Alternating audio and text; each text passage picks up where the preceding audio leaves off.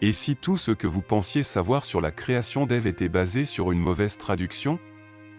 Depuis des siècles, on nous enseigne que Dieu a façonné Ève à partir d'une côte d'Adam. Mais si cette histoire était en réalité bien plus profonde et significative que ce que l'on nous a transmis? Imaginez un instant un scénario où chaque mot, chaque détail d'un texte aurait le pouvoir de façonner des cultures entières, des croyances populaires et des systèmes de valeurs, simplement en raison d'une mauvaise interprétation d'un texte ancien. Ce simple malentendu pourrait-il avoir altéré notre compréhension de l'histoire de la création et influencé à ce point nos idées sur le rôle des femmes et des hommes dans la société? Peut-être est-il temps de revisiter ce récit mythique et de découvrir ce qu'il nous révèle vraiment.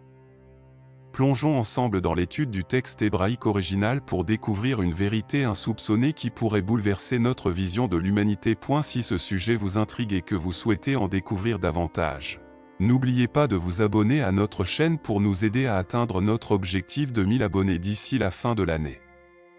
Cliquez sur le bouton j'aime, laissez un commentaire pour partager votre avis et surtout, n'hésitez pas à partager cette vidéo avec vos frères et sœurs en foi.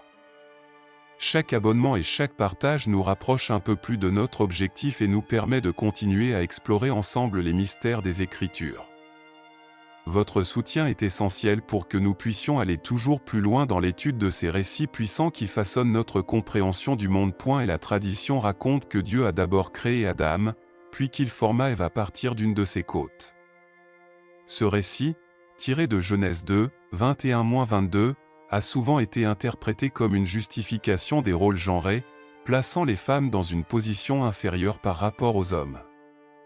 L'idée que la femme serait issue de la côte d'un homme a servi à soutenir la croyance selon laquelle les femmes sont dérivées des hommes, consolidant ainsi une hiérarchie de genre qui persiste dans de nombreuses cultures jusqu'à aujourd'hui.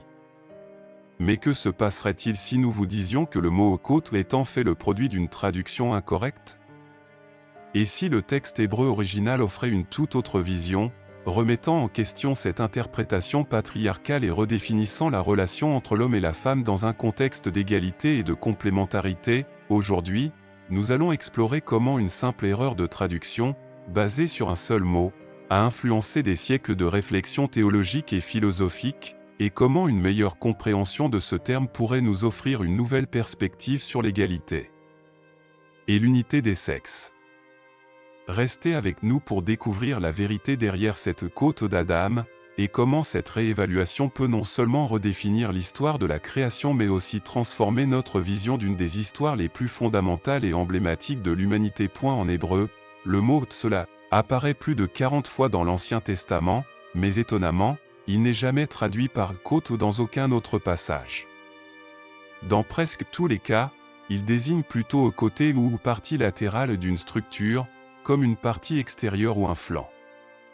Par exemple, dans le livre de l'Exode, lorsqu'il est question de l'arche de l'Alliance, il est écrit « Il fit 4 anneaux d'or pour elle et les fixa sur ses 4 pieds, 2 anneaux d'un côté et 2 de l'autre. » Ici, cela est clairement traduit par « côté » et non par « côte ». De même, dans 1 Roi 6h5, cela est utilisé pour décrire les chambres latérales du temple, construite contre les murs de la salle principale et du sanctuaire intérieur. Ce même terme est donc utilisé pour décrire des aspects latéraux ou extérieurs dans un contexte architectural, ce qui suggère qu'il s'agit bien de côté, et non d'une côte physique, comme on le suppose habituellement dans le récit de la création. L'utilisation régulière du terme tsela pour désigner un côté ou une zone latérale renforce l'idée que le traduire par côte dans Genèse 2, 21-22 pourrait être une erreur d'interprétation significative. Il est d'ailleurs intéressant de noter que la Bible fait usage de termes spécifiques pour désigner des parties du corps humain. Par exemple, dans le livre de Daniel, un autre terme araméen pour côte est utilisé, à savoir Allah. Dans Daniel 7h5, Allah est utilisé pour décrire les côtes dans la bouche d'un ours, et voici une autre bête, semblable à un ours, qui se leva d'un côté, ayant 3 côtes dans la bouche entre ses dents. Ce choix précis du terme Allah pour côte dans ce passage contraste fortement avec l'utilisation de tsela dans le récit de la création, ce qui laisse à penser que, si l'intention était de désigner une véritable côte d'Adam, il aurait été plus logique d'utiliser le terme plus exact Allah, L'utilisation du terme Allah pour côte dans le livre de Daniel est un point fondamental qui souligne le choix délibéré de Tzlav dans le récit de la création d'Ève. Si l'intention avait été de parler d'une côte au sens strict du terme, il aurait été beaucoup plus logique d'utiliser le mot araméen Allah, plus précis pour décrire une côte physique. Cette différence de terminologie met en lumière l'importance de la traduction dans la compréhension des textes anciens. Elle suggère fortement que la création d'Ève n'est pas simplement l'histoire d'une partie dérivée d'Adam, comme une simple côte, mais d'une partie latérale de son être, une portion plus substantielle et significative.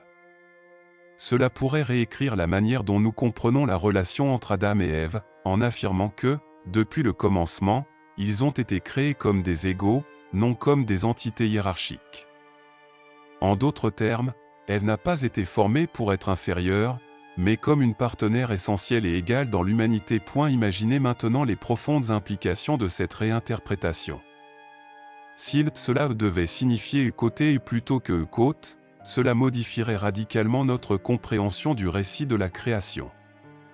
Plutôt que d'imaginer Dieu prenant une simple côte d'Adam, imaginez qu'il ait pris une partie latérale de lui, une portion plus intégrante de son être.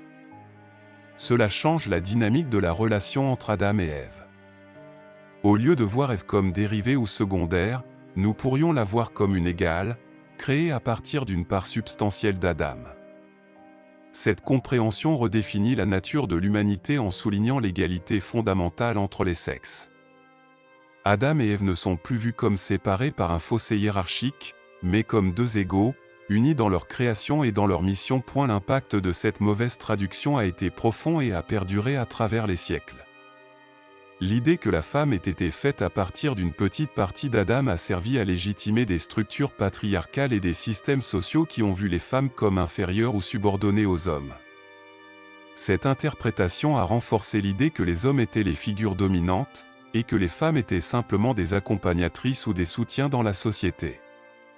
Ces croyances ont imprégné les doctrines religieuses, les coutumes culturelles et les systèmes politiques, influençant ainsi la manière dont les rôles de genre ont été perçus et appliqués à travers l'histoire. Cela a eu des conséquences graves et durables dans de nombreuses cultures. En considérant la femme comme une créature secondaire, les sociétés ont souvent nié aux femmes les mêmes droits que les hommes. Elles ont été traitées comme des biens, réduites à des rôles subordonnés, ou exclues de nombreux domaines de la vie publique et professionnelle. Même aujourd'hui, les vestiges de cette croyance persistent dans certaines pratiques et traditions, où les femmes sont encore souvent privées d'accès à des positions de leadership, à l'éducation, ou à des fonctions décisionnelles importantes. Cette vision erronée des rôles de genre continue de façonner certaines parties de notre société, où l'égalité des sexes est encore un combat à mener. Considérons maintenant le contexte historique dans lequel cette traduction erronée a été perpétuée à travers les siècles. Dans les sociétés patriarcales, les textes religieux ont souvent été utilisés comme instruments pour légitimer et maintenir des structures sociales dominées par les hommes.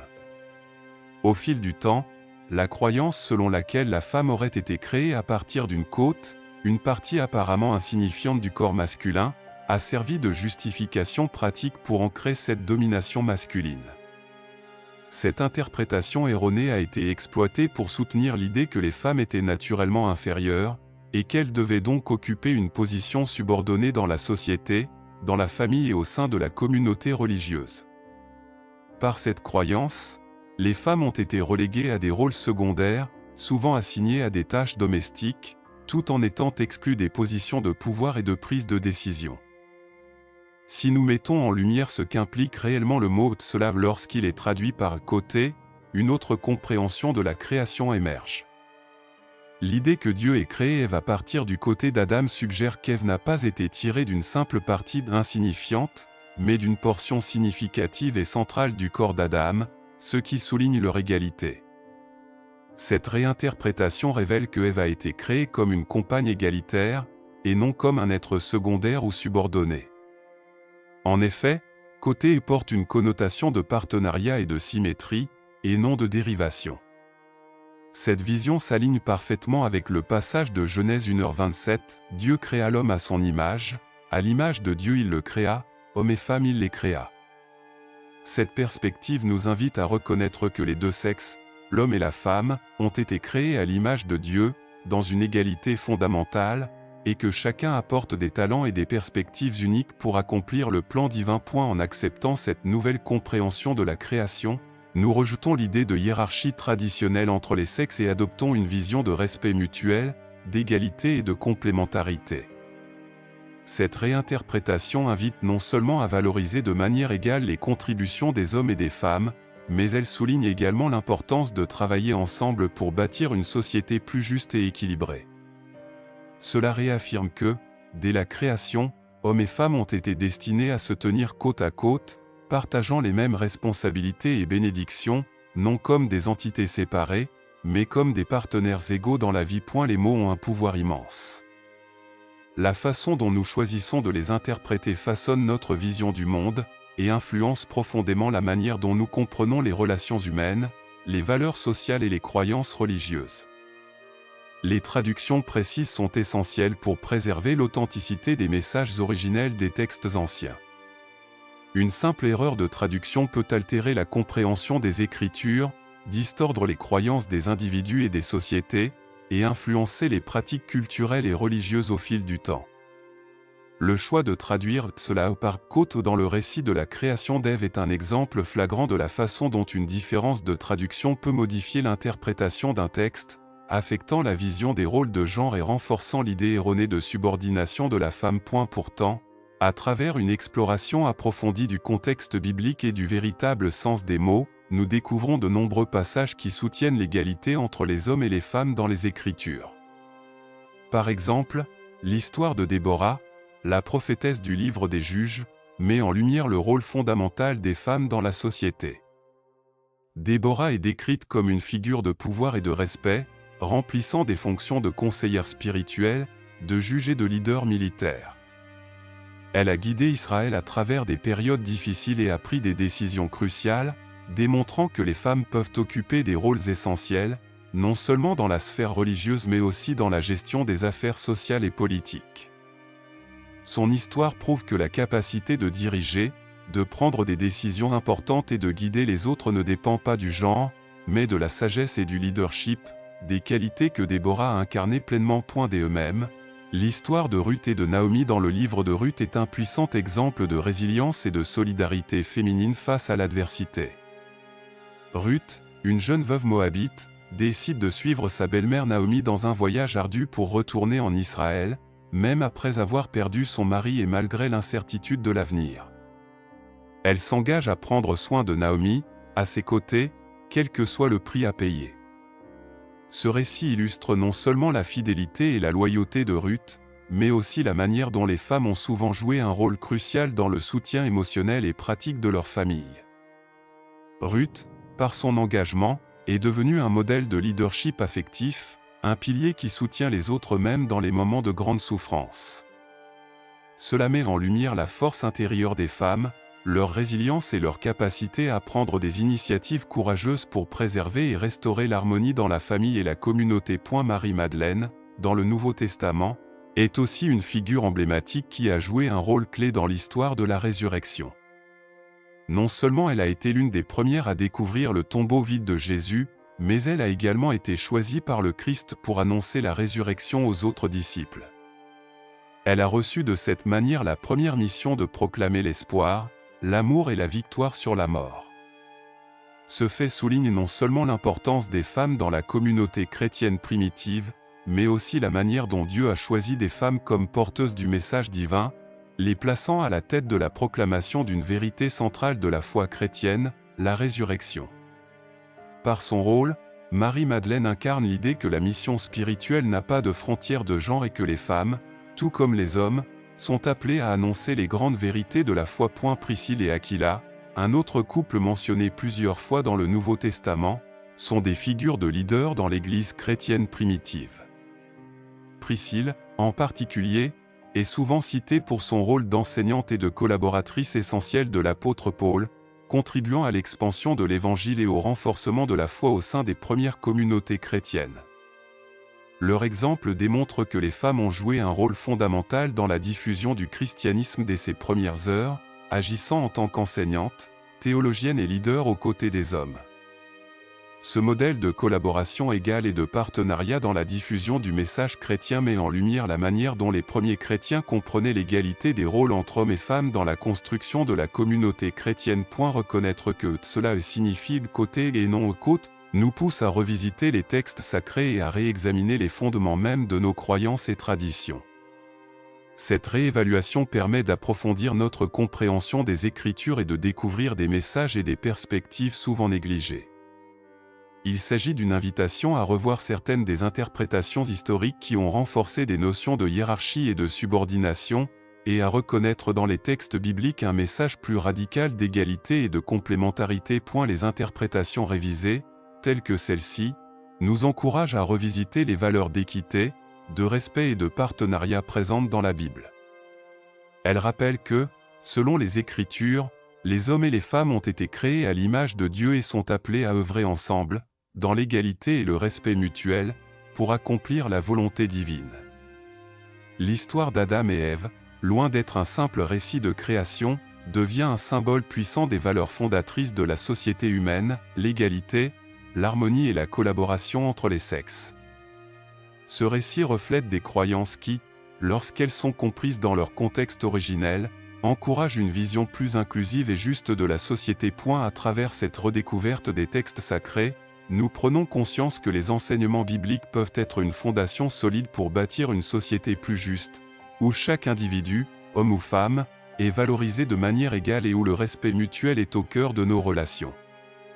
En réinterprétant ces récits à la lumière de cette nouvelle compréhension, nous avons l'opportunité de repenser et de réformer les structures sociales et culturelles qui ont longtemps reposé sur des inégalités, afin de créer un monde où chacun peut apporter sa contribution unique à la communauté. Nous vous remercions sincèrement de nous avoir accompagnés dans cette fascinante exploration des vérités cachées derrière le récit de la création d'Ève.